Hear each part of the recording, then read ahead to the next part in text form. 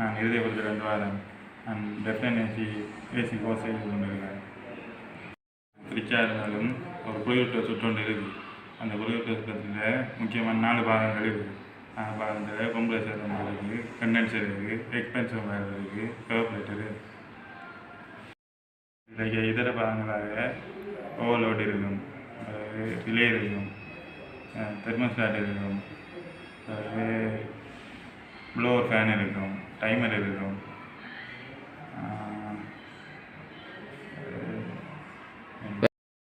எடுத்துக்கொண்டோம்னா window AC வந்து இருக்குது, split AC இருக்குது, சென்ட்ரல் ஏசி இருக்குது, பேக்கேஜ் ஏசி இருக்குது. ஸ்பிளிட் ஏசி எடுத்துக்கொண்டோம்னா அதில் இண்டோர் 2 யூனிட் இருக்குது, அவுட்டோர் 2 யூனிட் இருக்குது. அதில் இண்டோர் எடுத்துக்கொண்டோம்னா எவாப்ரேட்டர் இருக்குது, ப்ளோவர் ஃபேன் இருக்குது.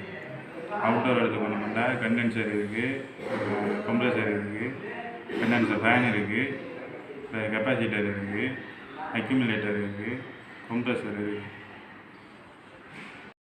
ப்ளோவர் ஃபேனாக இருக்கட்டும், கம்ப்ரஸராக இருக்கட்டும், அதுக்கு வந்து காமன் ஸ்டார்டிங் நீங்கள் கண்டுபிடிக்கணும். அது வந்து மல்டிமீட்டரை வச்சு தான் கண்டுபிடிக்கணும். மல்டிமீட்டரில் வந்து தடையில் வச்சு தான் கண்டுபிடிக்கிறது. அது 2 கம்பியில் 3 முன்னையில் வச்சு கண்டுபிடிக்கிறது. அதை எதிர 2ல் வச்சு அதுக்கு எது கூட இருக்குதோ அதுக்கு எதிரே இருக்கிறது வந்து கொமன். இப்போ எது 2லையும் வச்சு அதுக்கு எது குறைய இருக்குதோ அதுக்கு எதிரே இருக்கிறது வந்து ஸ்டார்டிங். அடுத்தது வந்து ரன்னிங். கொமனை வந்து லைன் வயரில் கொண்டு போய் கொடுக்கணும், லைட்டில் கொடுக்கணும். மற்ற கெப்பாசிட்டரும்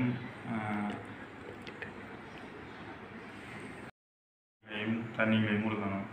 ரன்னிங்கில் தேவை வந்து நியூட்ரலில் ஸ்டார்ட் ஆகும்.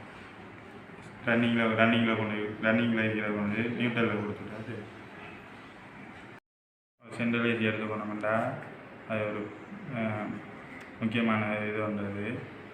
பெரிய இடங்களுக்கு கூலர் அனுப்புகிற ஒரு யூனிட் அது. அதில் வந்து சில்லர் 2 இது இருக்குது, ஏஐஜி 1 இருக்குது, கூலிங் 2 இருக்குது. அதில் சில்லரில் வந்து முக்கியமான 4 பாகம் அதுக்குள்ள இருக்குது. சில்லர் கம்ப்ரஸர் இருக்குது, கண்டென்சர் இருக்குது, எக்ஸ்பென்சர் இருக்குது, எவாப்ரேட்டர் இருக்குது. எடுத்துக்கணும்னா சிங்கிள் பேஸ் 1 இருக்குது, 3 பேஸ் 1 இருக்குது. சிங்கிள் பேஸில் வந்து 230 வோல்டேஜ் இருக்கும், 3 பேஸில் வந்து 400 வோல்டேஜ் இருக்கும். இதில் ஃப்ரீக்குவென்சி வந்து 50 ஹெர்ட்ஸ்.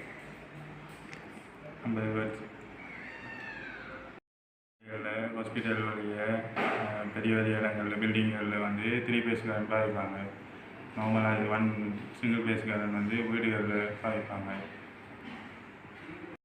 அதை வந்து சமாந்தரமாகவும் தொடுக்கலாம், தொடராகவும் தொடுக்கலாம்.